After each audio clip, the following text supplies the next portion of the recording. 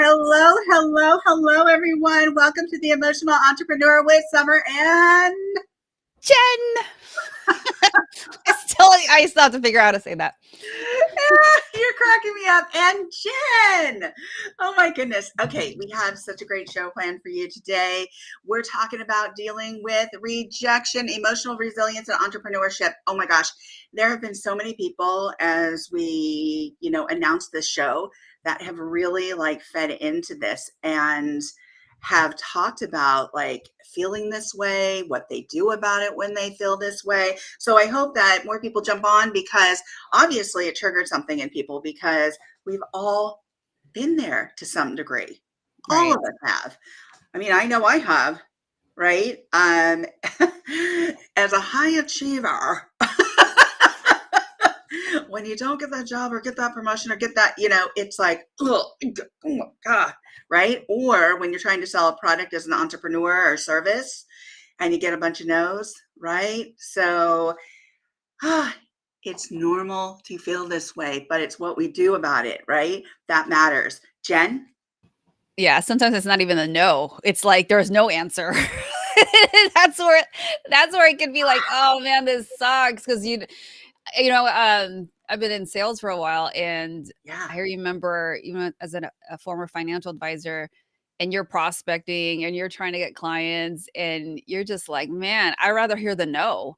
It was the I don't know or on the fence that was even tougher because at least either way it went yes or no, there was a definitive answer, but it's when you're in that weird space where it's like all up in the air, you're like, I don't even know what's going on. It creates all those emotions. Then you start getting into the, oh my gosh, what did I say wrong? Oh, maybe they don't like me, okay, maybe they're not ready, or maybe they're just trying to put me off. I mean, we start making up these stories. Yeah.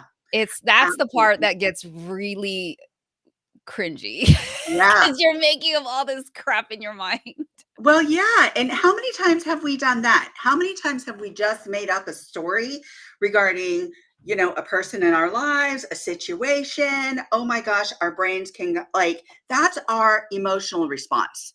That is our emotional response trying to make sense of what's happening, right?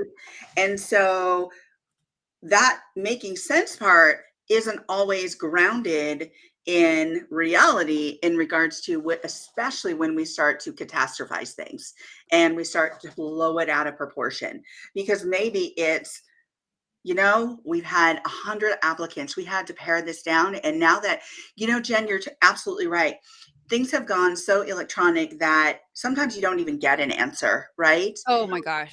Yeah. Ah, And and that's that the worst part because you're just like, yeah, well, I guess I didn't get it because I haven't heard back and it's been 2 months. I mean, yes, and I get it. I get both yeah, sides. There's a side of the people receiving the thing. It was like, we just can't say, I went through this with TEDx. yeah. It's just like, well, we can't tell everybody if you didn't get it. And then I just had to assume, well, I haven't heard back. At least some of them said, if you don't hear by this date, and then you just kind of assume, like, all right, I didn't get it. Yeah, right, at least At say least it that. was that. Right, absolutely. Bibiana says, "Our version is usually 10 times worse," right, and we turn into a teen who doesn't get asked to the dance after the homecoming game, right? Oh, Oh my right. god. I know. And then Mhm. you're wondering, like, which friend can at least go with me? Exactly, and nowadays, it's like, just go with your friends anyway, right? And you So know it what? People do that. And they're oh, like, "Oh, wow, I've asked a couple people before, "Oh, what's your, who your like somebody's kid?" yeah, They're like, "Oh, they decided to go as a group." I'm like, "That's cool.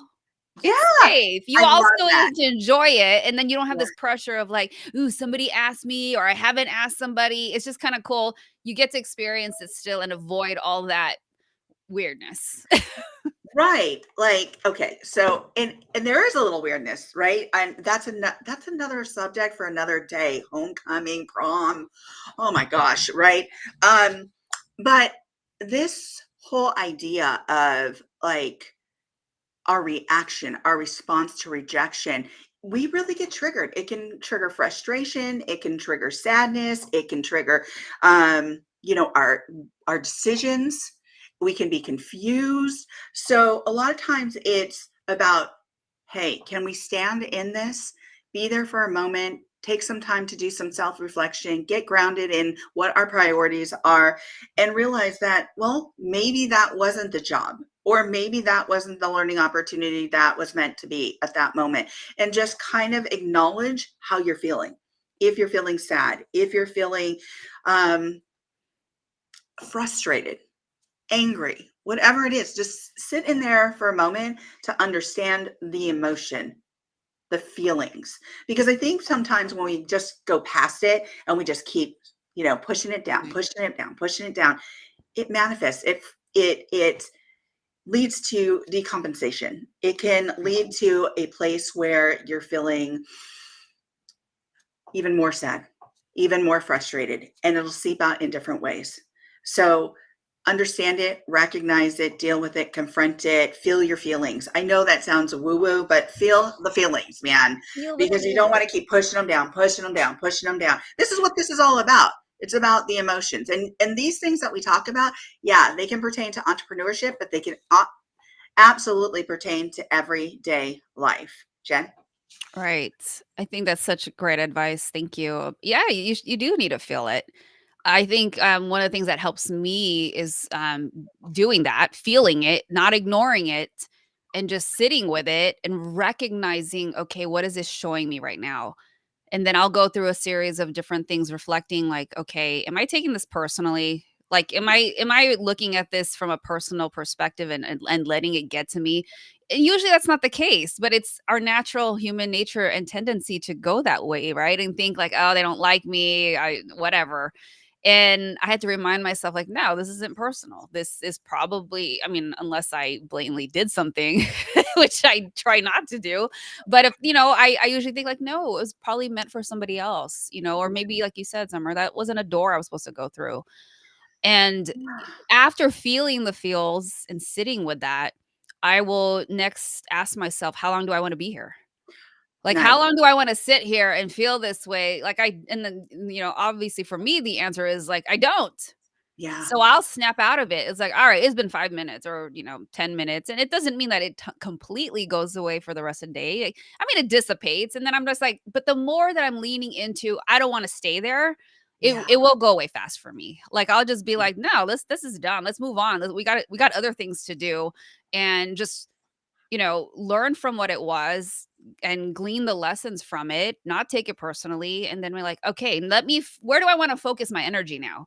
Yeah. I can keep, sitting here and wallowing, or I could be like, okay, what's the next project that I can put my energy towards and Yeah. focus there, because what you focus on is where your energy is going to flow. So I will choose like, nope, this is time to move on. Like it's just next.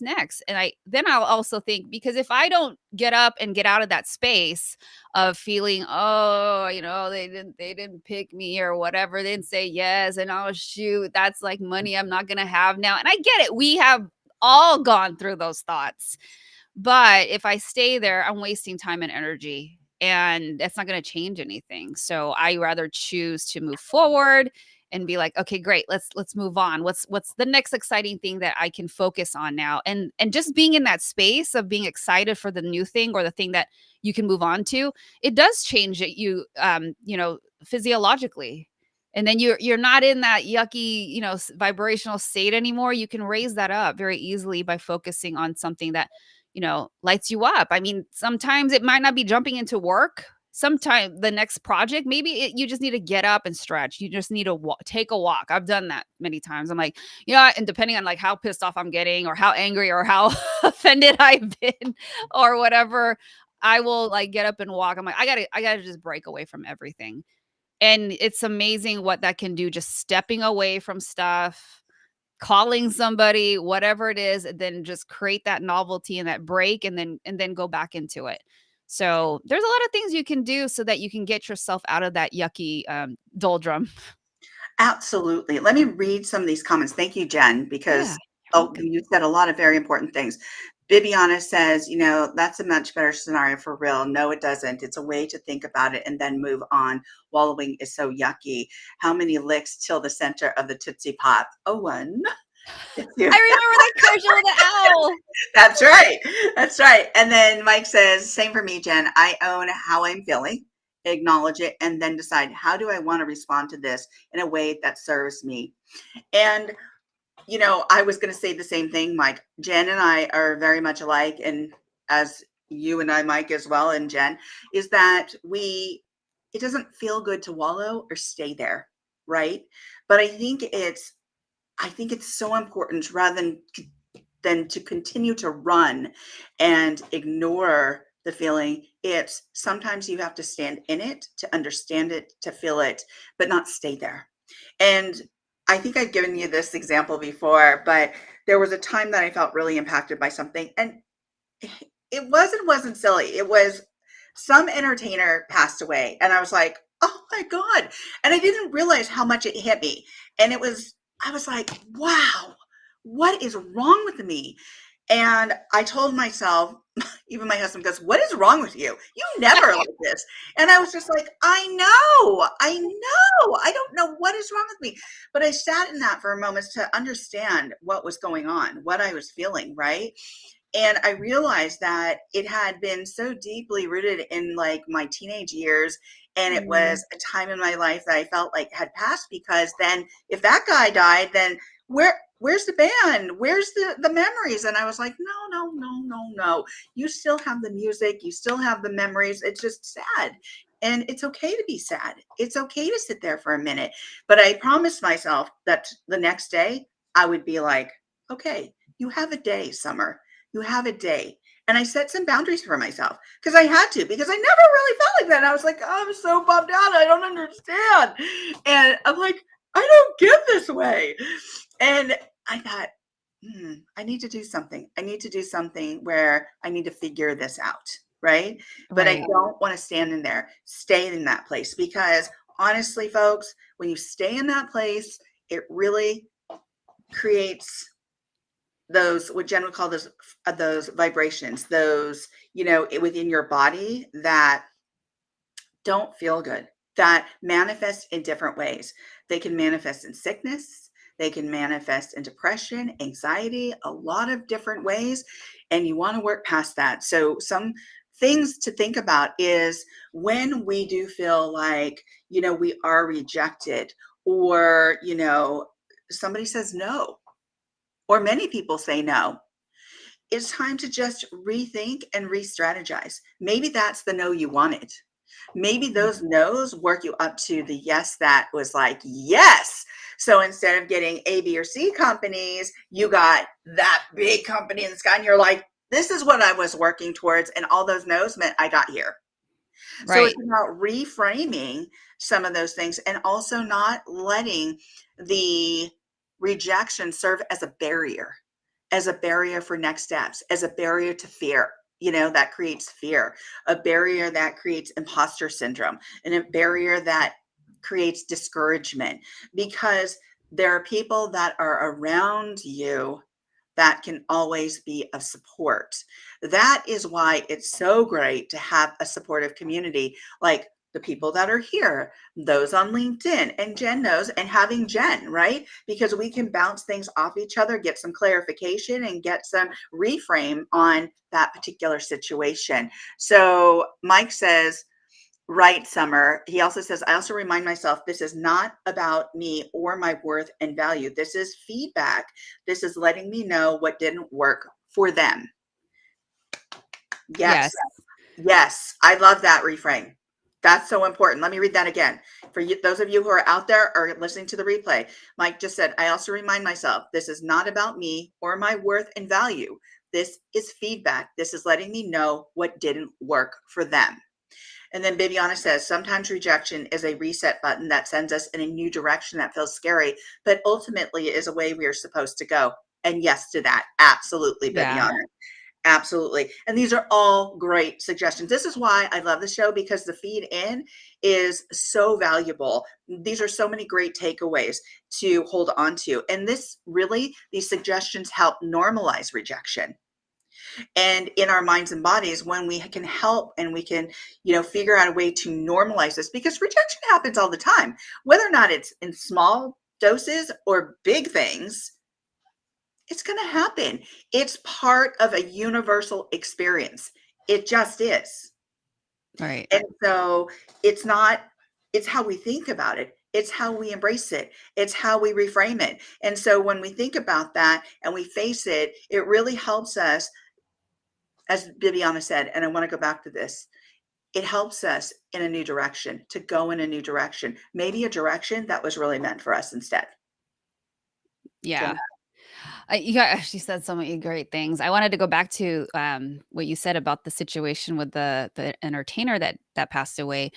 One of the things I liked about that story that you shared was that you took the time to say, "Oh, what's going on? I don't get like this."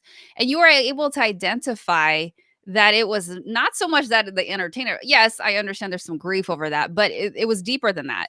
yeah. That you recognize that it was tied to your childhood memories.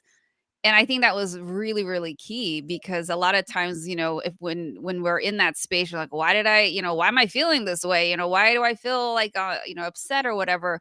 I think it's really important to that in that moment when you're stopping and reflecting to go like, okay, what is this really about? Yeah. Sometimes it's not the thing itself. There's something that it's associated to. There's something deeper, and then and you were able to identify that. And I think that was a key lesson for us to take note of that if we just stop and pause and ask ourselves, okay, what is it? Is it because we'll say silly things like, "Ugh, man, I suck," or like, "Oh, I knew I wasn't good enough for this." Like if we start talking like that, it's usually not the case. But what Right. is it really? Was it that you felt this rejection when you were a kid on the playground?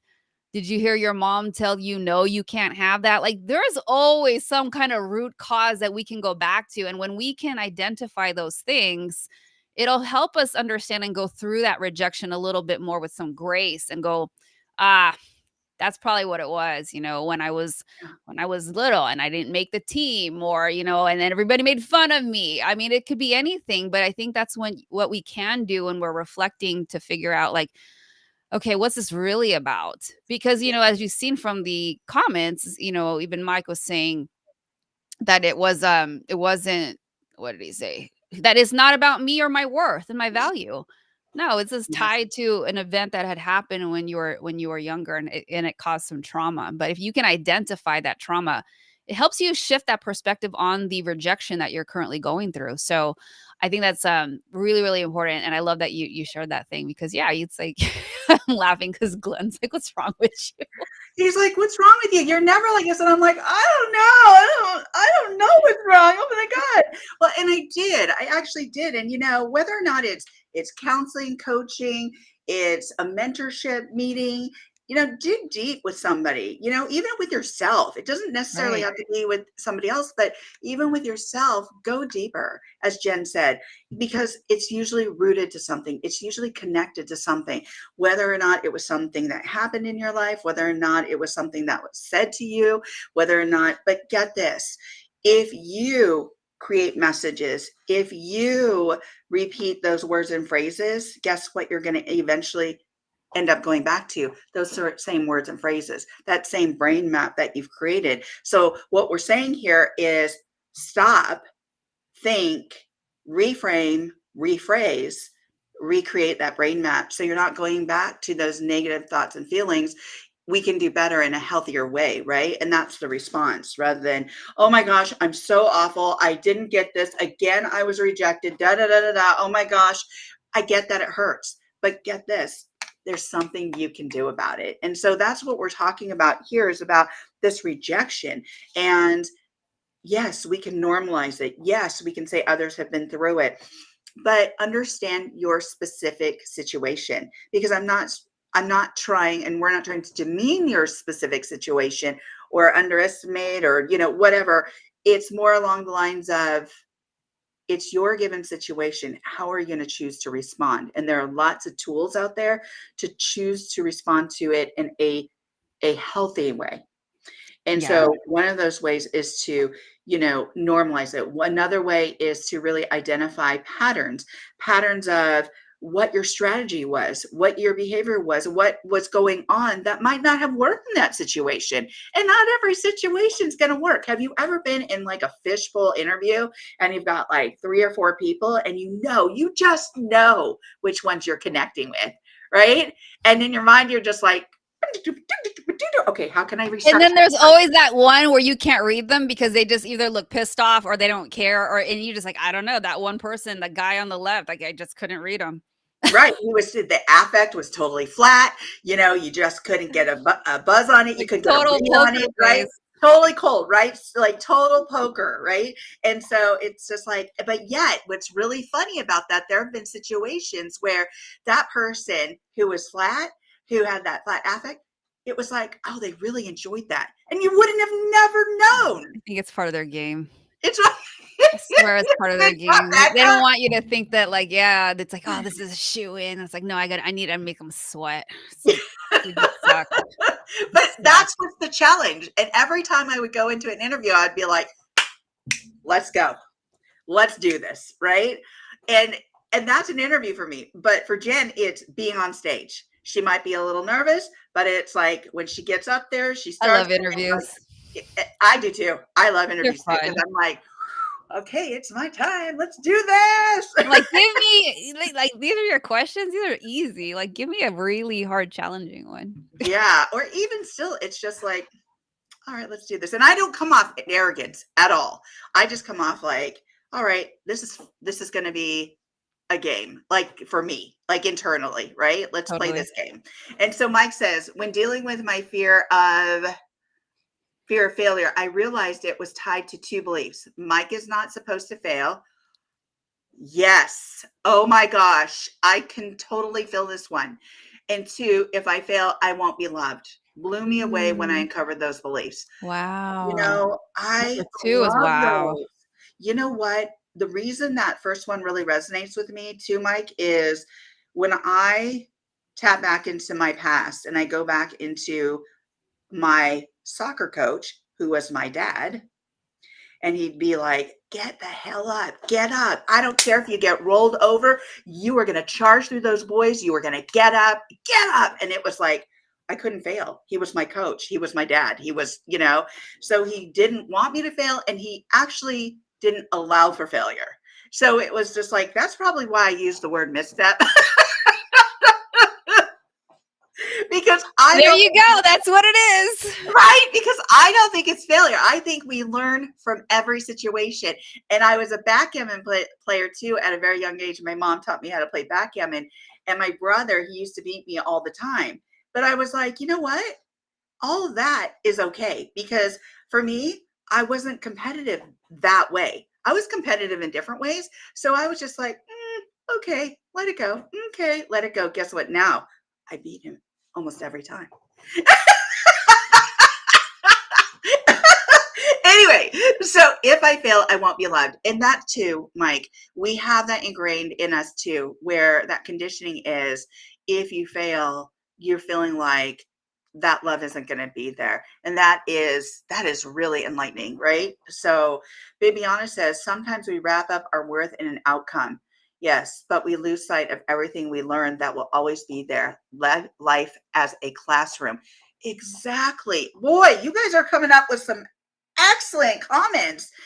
I love these, Jen. You guys are on fire today. Totally. Totally on fire.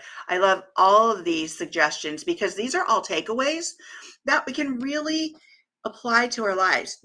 See, this is why I love the show because it's not something where you're reading, it takes a long time. No, you can actually do this right now, today. If you're feeling a sense of rejection, a sense of emotional rejection, dig deep, find out where that is.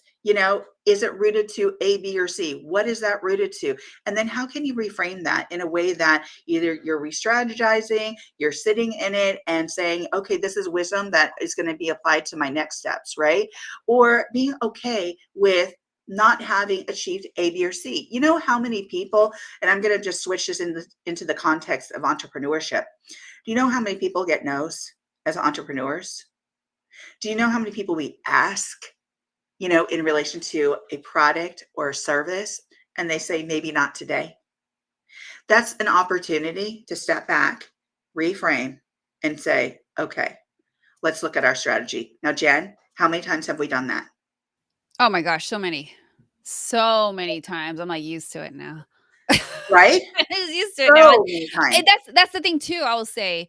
You gotta put in your reps. If you only asked 10 people and 9 said no, you can't your numbers are like you can't be looking at your odds and how the results are because you only talked to 10 people. Like you gotta increase that, amount of people that you're reaching out to, and then your numbers will be, they'll be different. But what I'm saying is you can't expect to just talk to a handful and go like, "Oh, it didn't work. Everybody said no." It's like, and the more you do it and the more that you misstep, the more you fail, the more that you're going to be like you will develop a tough, mental toughness. You'll be like, you start to embrace all these things that we're saying here today, that, it's not that I'm not loved. It's not that I'm a failure. It's not a reflection of my value. There's usually it's either you didn't ask enough people, there might be an adjustment in how you're asking. It could be your marketing. I mean, you will find a lot of times it's sometimes legit. It's oftentimes logistics. You didn't market enough. You didn't ask early enough. You didn't ask enough people. It's not you. It's how you're executing it.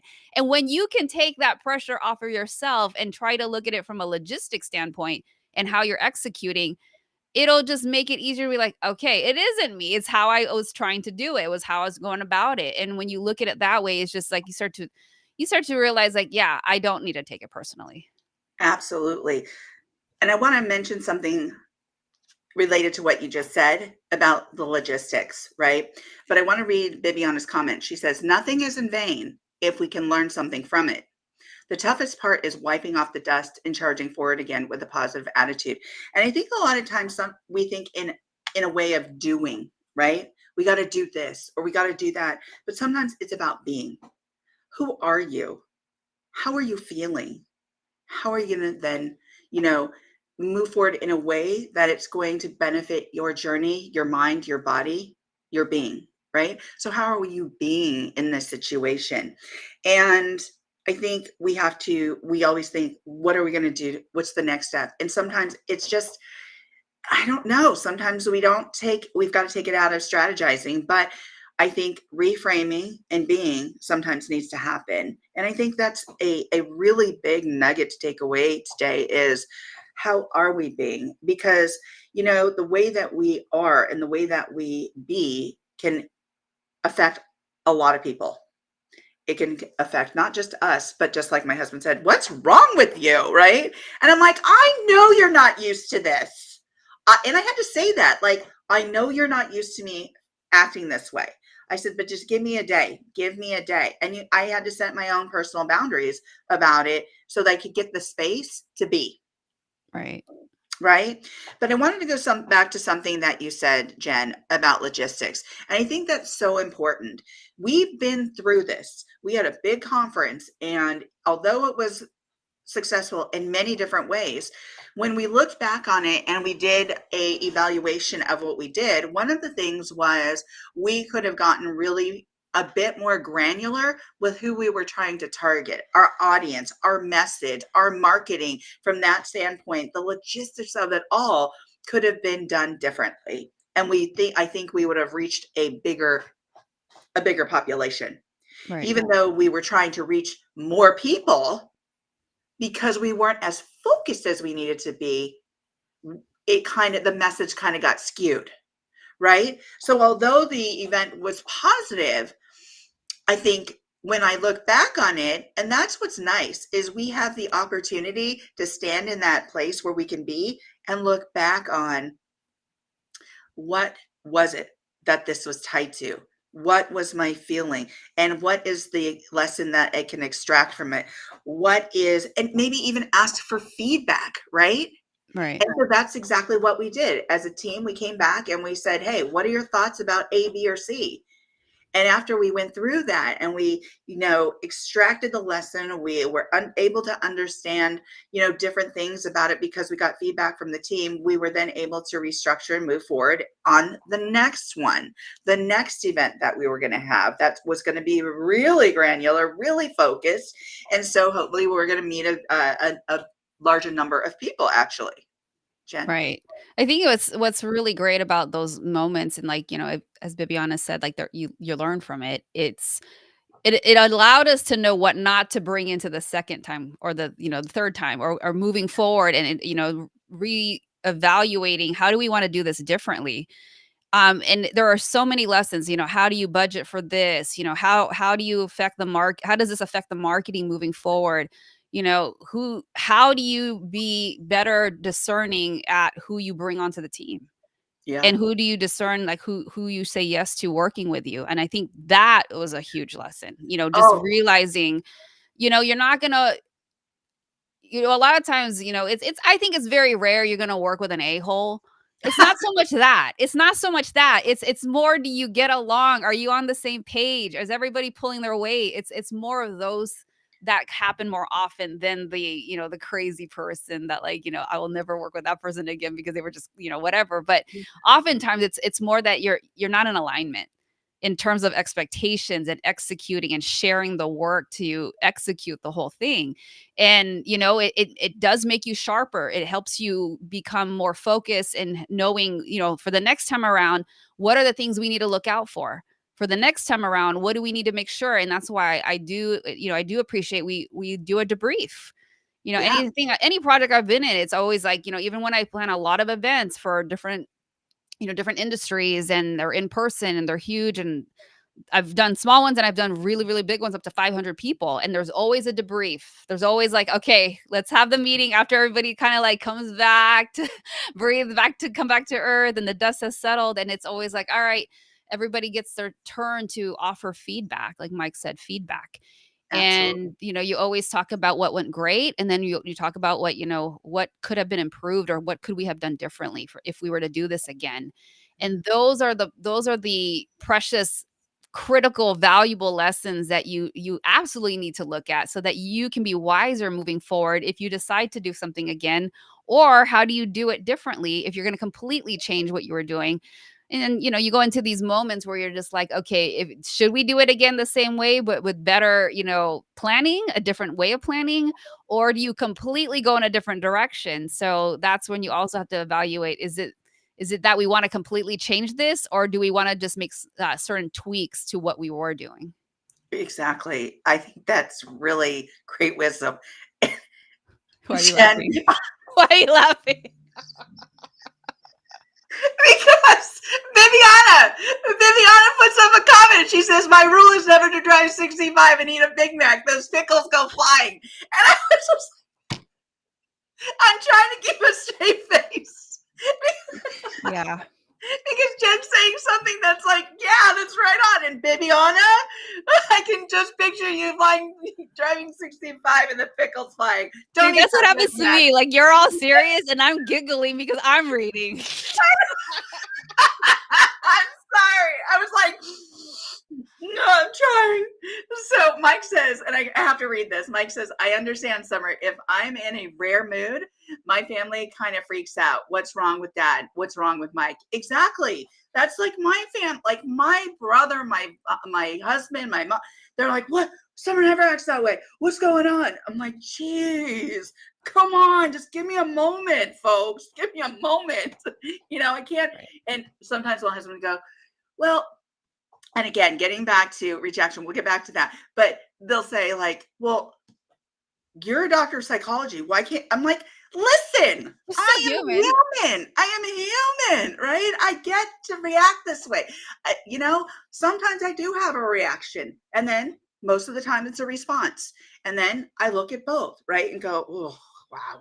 Okay, Summer, don't beat yourself up. All right, you're human, right? You're human, because I think people put me up here. And then sometimes when I have a human moment, it's like, what's happening? What's happening?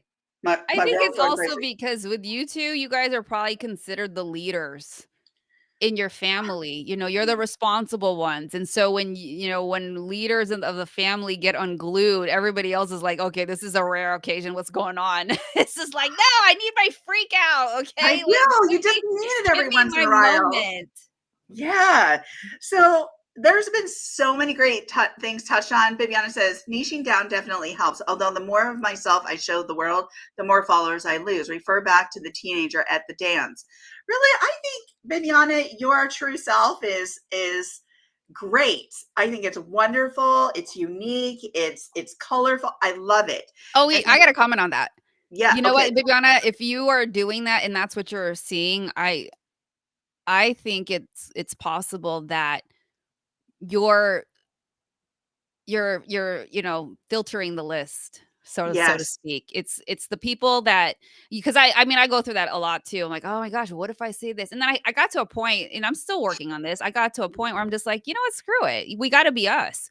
And then the more that I share on, like, my list in terms of, like, my email blast, the followers are dropping. Like, the unsubscribes are like, I'm used to it now, but I keep telling myself, no, if they don't align with what I'm saying, my thoughts are, I had to switch it. So this is perfect that you're talking about this. Like, Yeah. I took it as rejection. And then I got to a point where I'm just like, no, people are self-selecting themselves out because they don't like what I have to say. And that's okay. That's okay. You know what? I'm cleaning the list. People that like me, people that like the content, they'll stay. Anybody else that, and the thing too was on the list originally, I was talking more about budgeting and stuff, which I don't really do so much now. It's not the logistics stuff, it's more, mindset. And there's just some people that don't like what I have to say anymore. So that's okay. So I did take it as, oh, they don't like me anymore. I went through all that. All the stuff we said the last half hour, I've been through it. But Yeah. I did get to a point where I'm just like, screw it. You know what? I'm just gonna say what I'm gonna say. And there are gonna be people who don't like it. So I expect the unsubscribes every week. You know what? And Yeah, yeah. here's the thing with that too, Jen. I'm glad you brought this up because this isn't a rejection, I don't think. I think Right. that that's not your market. That's no longer your demographic, Right. right? And so, um, we've been through that too, even in our own group, our Life, Love, and Money group. When we started changing the dynamic and the message for that, people weren't responding quite as much because we Right. weren't giving the light and fluffy that they like. We were giving something different, and we were getting really tailored with our message, which, hey, it happens. This is what we do as entrepreneurs, and we take it as wisdom and insight into, all right, we are shifting, and these shifts help us get to the goals that we want to get to, right? And so I think that was great, in what you said, Jen, is, hey, you're going to see these people fall off. But again, they're self selecting, and that might not be your demographic. Yeah, and the way that you can also shift the perspective is like, "Oh, wonderful, I send you and I blessed you. I bless you as you leave, and you are making space for the people that are supposed to be following me. I'm making more space to create the space for people that want to see what I have to say." So when Yeah. you look at it that way Mhm. and you shift it, you just find like, "Oh, okay." It's just really reframing how it's, instead of, me, a couple years ago, like, oh my gosh, people are unsubscribing. This sucks. Yeah, it sucks. But I rather have a smaller list of the right people that are totally in alignment, that support. And there are those people. And then all the ones that don't want, that's okay. It's okay. I hope you find somebody else that will give you the content that you enjoy and that you can align with. And it was great while it lasted. It's Yeah. not you, it's me. But at least within that community too, you did make some great friends who are there to support you. They might not be the ones that want to follow the message, so to speak, but they're there. They're part of your community. And guess what, Bibiana? In the last few months, what you've been doing, whatever you've been doing with your new show, with your marketing, I've seen your numbers go up. So let me tell you, especially on Instagram. Woohoo! Instagram. So, and I've been taking notice. You're So, welcome, way to Viviana. go, B. Way You're to go. awesome. Yeah, and by the way, check out her new book. So, and Viviana says, just because someone is wise doesn't mean they are bulletproof. Exactly, exactly. And Mike says, Jen, yep, exactly. And then Viviana says, thank you. And then Mike says, just because someone is wise doesn't mean they're bulletproof. Love that, Viviana. And then Sana says, absolutely, I agree. Those are meant to align. Will, absolutely. And then Bibiana says, maybe so. I only want dark roast espresso. Anybody who puts whipped cream and sprinkles on it probably doesn't live on the planet I want to reach. Well, I drink decaf and put whip on it. So I live in your world, girl. I choose to live in your world. So Mike says, right, Jen, I always say, this is America. You are free to leave. And Dang. Okay, Mike. I like what Mike says. Like Karen, his wife says, we released you to your destiny. I love that. Karen, I'm gonna borrow that. I love that. I love that. Yeah, that's a We quotable right released there. you to your Yeah. See, this destiny. is why I love this show. I love it. Oh my gosh. It's both entertaining and Fly informational away. and educational. Well, with that said, we have gone way over our time. And I want to be respectful of your time as well as Jen's. So, Jen, your nugget. Oh my gosh. I don't even know what my nugget is at this point. You know what? I want you to the next time that you feel the feelings of, this rejection, just a reminder to stop and pause. And then in that moment where you're pausing and reflecting, ask yourself, what is this really about? What is this really about? Because I know it's not a personal thing. So try to dig deep and journal it or something and just sit there and ask yourself, like the way that Summer realized that that entertainer passing away was really a situation tied to her childhood memories. So I think it'd be a great exercise if that the next time this happens, because it will happen, ask yourself in that moment, what is this really about? And what has happened in my past that can give me some relief or explanation of why I'm reacting this way? I love that, Jen. That is Thank such a you. great nugget. How about you? What's your nugget? It kind of relates to what you were saying. And I would say, really help build your emotional toolkit. So whether or not it is journaling, whether or not it is, getting some mindfulness techniques that work for you, whether or not it is exercising, put that toolbox, that emotional toolbox together so you can pull from it when you do feel a sense of rejection.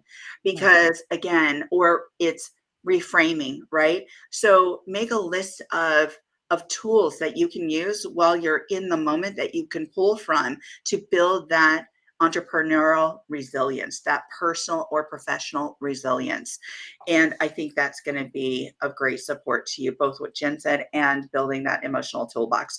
And many of the nuggets that have been shared with us today, don't eat that Big Mac going 65. So,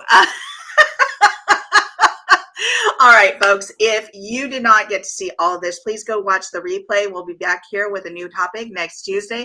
And we always say thank you for joining us. We really have such a great time with you all. We learned so much. It's not just about us providing lessons. It's about all of those of you who come and share your experience, your wisdom, your education with us. We love it. Jen? It's a wrap. Well said. Thank you guys for being here. This was so much freaking fun. Yeah, And you all absolutely. had like amazing comments and shares. Thank you, thank you, thank you. Ready to dance this out? Let's go. Let's do it. Bye, everyone. Thank you. Woo!